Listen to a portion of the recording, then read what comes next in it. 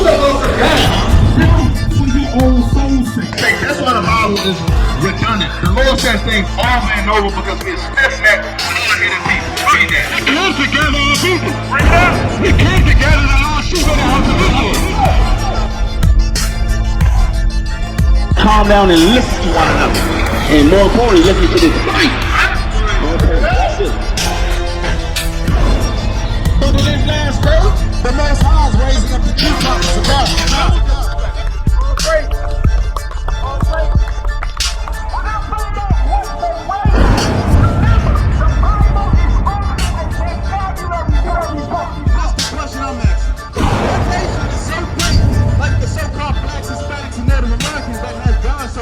The laws of God is the light that we gotta let shine before men.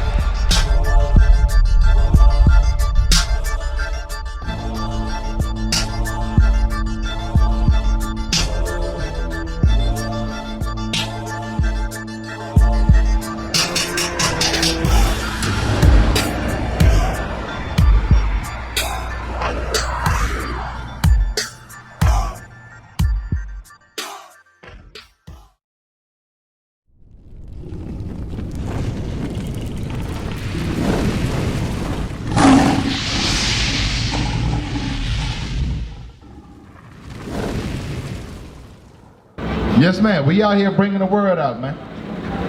Understand that thing. The word does not go out void. Read that. The book of Deuteronomy, chapter 30 and verse 15. See, I have set before thee this day. So everybody over there at the bus stop, down the block, under the sound of our voice, let's see what your options are. Read. I have set before thee this day life and good and death and evil. Death and evil are the ways that we are currently walking in. Buying on the Sabbath, which is Saturday. Friday sunset to Saturday sunset is the Sabbath. Going in the Christian church is a sin. That's idolatry. These are the things that we're doing that we must come out of. Because understand, this gospel is going to be preached in the whole world for a witness. You don't have to believe it. Give me that Matthew 24:14. People just walking on by. Christ said, my sheep hear my voice. But guess what? You are a witness. And understand that when this whole world is a witness, let's see what happens. Let's read that. The book of Matthew, chapter 24 and verse 14. And this gospel that you so-called blacks, Hispanics, and Native Americans are the Israelites, and you must keep the commandments of God. That's right. That's the gospel. That's right. Not Sunday church service slapping tambourines together. Right. With a sissy on the keyboard. Read. And this gospel of the kingdom shall be preached in all the world for a witness. For what? For a witness. You don't even have to agree to what we're doing. You all are witnessing the true gospel come out right before your eyes. Read. For a witness unto all nations, and then shall the end come. Then what? Then shall the end come. And the end is coming. Give me that in Isaiah 9, man. I want Isaiah 9 and 5. We're going to see how that end going to come. Read that. 9 and 5. The book of Isaiah, chapter 9 and verse 5. Because it's going to end in the world battle. Understand that. Read. For every battle of the warrior is with confused noise and garments rolled in blood. But this shall be with burning and fuel of fire. So Christ, the spirit of prophecy is Christ. So the end that's coming is thermonuclear destruction. That is the gospel. Let's go back to Luke, man. Watch this. Because we read, this gospel shall be preached until the world is a witness. What is the gospel? Is it God loves everybody? There is no color, spiritual Israel. Let's see, read that. The book of Luke, chapter 4 and verse 16. And he came to Nazareth, where he had been brought up. And as his custom was, he went into the synagogue on the Sabbath day. What was the custom of Christ for the Christians that was on the corner? He went into the synagogue or the church on what? On the Sabbath day. Which is the seventh day of the week, not the first day of the week, which is Sunday. Read. And stood up for to read. He did what? and stood up for to read. So he read. He didn't run his mouth and roll around on the ground like he was possessed by a demon, like you see in your church. He actually read out the Bible as it commands us in 1 Peter 4:11. Read. And there was delivered unto him the book of the prophet Isaiah. And when he had opened the book, he found the place where it was written, the Spirit of the Lord is upon me. He said what? The Spirit of the Lord is upon me, because he hath anointed me. So he anointed Christ to do what? To preach the gospel to the poor. To the what? To the poor. To the brothers and sisters in Baltimore. Read. He hath sent me to heal the brokenhearted. The sister that was here being abused, that sister was brokenhearted. He sent us out here as ambassadors to heal the brokenhearted of our people. Read. To preach deliverance to the captives. To preach true deliverance to the captives. We were brought over here as slaves back in 1619. And prior to that, 1492, they came over here. Columbus and enslaved the so-called Native Americans. Read. And recovering of sight to the blind. We are out here to tell you all that you are the Israelites. You're not blacks. You're not gangbangers. Right. You're not drug dealers. Right. You are the Israelites. That's what we're restoring the sight to the blind. Read. To set at liberty. To do what? To set at liberty them that are bruised. And that even goes into physically being bruised as well. But that's talking about spiritual. Give me John 8:32, man. Because this is what this gospel is bringing. True freedom. If you desire freedom and you are a freedom fighter, you need to get on the side of Christ, the black Messiah. Understand that no white man is coming down from the sky to save you. Anytime a white man coming down from the sky, we got a problem because he's going to be dropping bombs. That's the way he come down in the community. Matter of fact, he did it to Black Wall Street when he came down from the sky. Then he rained fire down on Hiroshima and Nagasaki. Read it again. Read that. The book of John, chapter 8 and verse 32. And ye shall know the truth, and the truth shall make you free. So the truth shall set us free, that we are the Israelites. We got to be free from the bondage of sin. My brother with the Adidas on. Brother, do you want to be set free, my brother? Huh? You said you free. Free to do what? You see that? Our people are only free to get their coon on here in America. That's the only thing that the white man gives us. You come out and profess that you are an Israelite. What did they do to Nick Cannon when he said that he was an Israelite? What did they do to the brother? They destroyed the brother. He's still on a public apology tour. Also, Deshaun Jackson, you free to do whatever you want, but claim that you're an Israelite. My brother, do you know what they did to Nick Cannon when he said he was a Jew? What did they do to Nick Cannon when he came out? Real quick, my brother, we're not gonna hold much of your time. They took his TV show, but look, my brother, wouldn't he would have been free to say, you know what, I feel like being a woman? Would they would have took his show if he said he wanted to be a woman? Nah. So why can't you claim to be who you actually are? Why is it a problem when you say, you know what, I'm the real Jew? Right.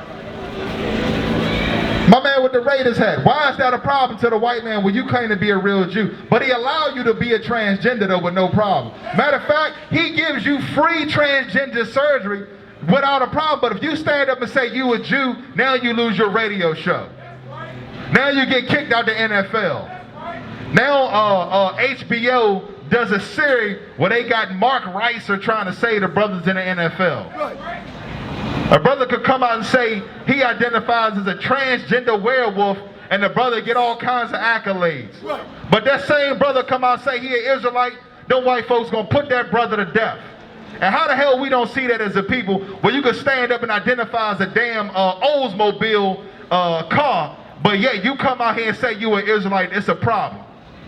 And our people, they put all that garbage on TV and we don't got a problem with that. We can't see that. Go back to that 2 Corinthians 4, man. A black man can identify as a damn white woman and won't have a problem, but he stand up as an Israelite, they gonna publicly assassinate the brother. And they put it on the TV in front of your eyes. They dragging Nick Cannon all around for a 1-year apology tour, and black people can't figure it out. But if he came out and identified as anything else, they'd have been, this brother would have had 17 more TV shows. Right. And we sitting around here still scratching on our asses and don't know what the hell going on. Read it again. The book of 2 Corinthians, chapter 4 and verse 3. But if our gospel be hid, it is hid to them that are lost. They want to be lost in the white man's witchcraft.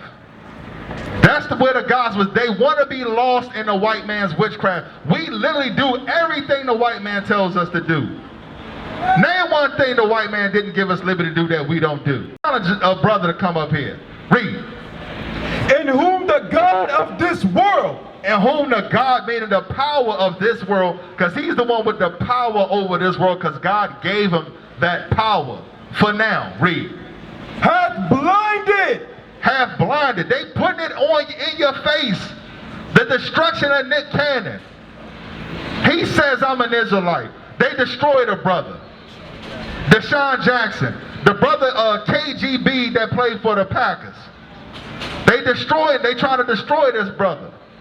But yet you got what brother that was famous turned to be a woman? Who turned out to be a woman? Nah, he ain't black. Who? Jason Collins is a woman now? He a woman?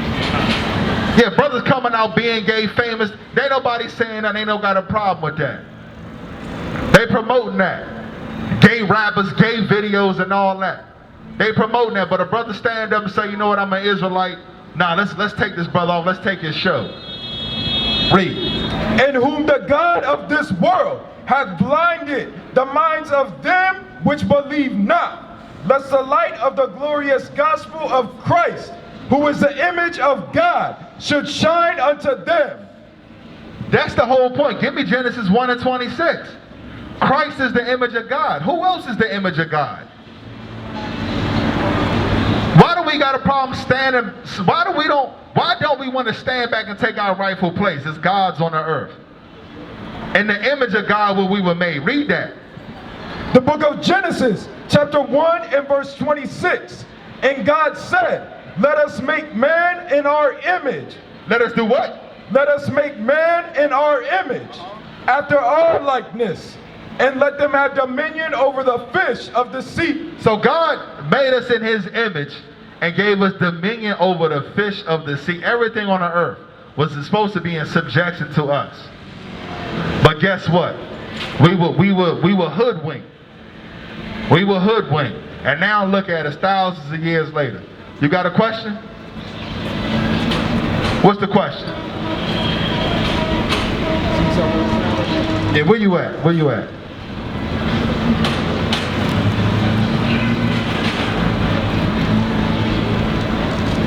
The top one?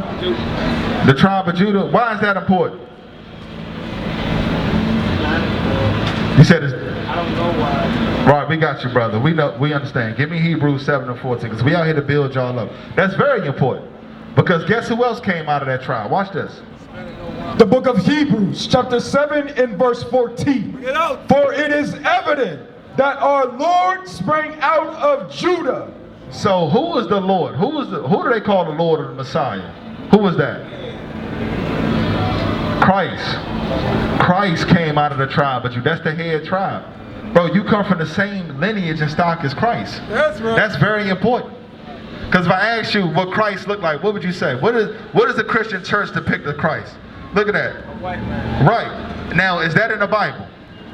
What does Christ look like in the Bible? Right. That's very important, because imagery is very important. Understand that. Imagery is very important. When you think about America, when you think about all these superheroes and all that, what color are they? White. Right. What do they be doing? What do they do? The superheroes. What is their job? Basically, save the world. Right. That's so that's another reason why we hate ourselves, because the imagery. It gives us low self-esteem. So that's why we come out here to tell y'all aren't black. Y'all are the Israelites. That's right. But we got to stand up. We got to shake off the dust of being black. We got to, it's up to us. You see this? Ambulances and things like this. As a result of us being black in the mind, having a sinful mind. That's what we out here to do. So get that real quick. Read that. Just jump straight to 14. Watch this. This is the real superhero. Watch this. The book of Revelation, chapter 1 and verse 14. His head and his hairs were white like wool, as white as snow, and his eyes were as a flame of fire, and his feet like unto fine brass, as if they burned in a furnace. So Christ was a dark-skinned man. That's extremely important. Give me 1 Maccabees 3:48. Give me 1 Maccabees chapter 3 verse 48. Officer Dothan. Get you to take over here in a minute. Watch this. This is why this is important, because what they did under the Greeks, they continue today. Read that. The book of 1 Maccabees, chapter 3 and verse 48. And laid open the book of the law, wherein the heathen had sought. The heathen, this is during the Greeks. What's going on, my man? How you doing, brother? Listen what the white man did to your forefathers. Read it again from the top. This talk about the Greeks, the same white man that's running the country and running us today. Listen what he did. And laid open the book of the law, wherein the heathen had sought to paint the likeness of their images. So that'd be like a white man breaking into your house and painting all the pictures of you and your family white. That's what they was doing. Why do you think you got that right there? Brother, what? That's the reason why you got the blonde hair on your head, brother. Because what they set themselves up as the standard of beauty. They told you that woolly hair, that dark hair, or that gray hair was ugly. Right. Give me Proverbs 3:31. All that stuff is because we lack self-esteem. We idolize the white man because he set himself up as the image of beauty. No, far from the truth. That's a curse. Read that. The book of Proverbs, chapter 3 and verse 31. Envy thou not the oppressor. What color is the people that oppress us? They white. And now what do they say the standard of beauty is what? Right. And what color hair? Blonde hair. They say the white woman with blonde hair and blue eyes is the standard of beauty. That is a curse according to God. We're going to pull that out for you. Read. Envy thou not the oppressor, and choose none of his ways. So as we repented, we decided not to choose any of the ways of the white man. His holidays, his ideal image of beauty, his stupid political system, and this dumbass rap music that's out here today, totally emasculating and effeminizing the black man. We used to scream black power while heroin was pushed. But at the end of the day, nothing's in vain. IUIC has been given a vision. The tents of Judah has risen. Many has attempted the mission, minor murmuring, omitting, and missing the mark. Just reading that he had the flame of fire in his eyes gave us the spark. We on Paul's mission. We out on the road, purple and gold. From Mexico, Cuba, Haiti, Ghana, Sierra Leone. 144,000 boots banging, concrete crackling. These are how men repented at heart. The scriptures is proof. IUIC, we deliver the truth.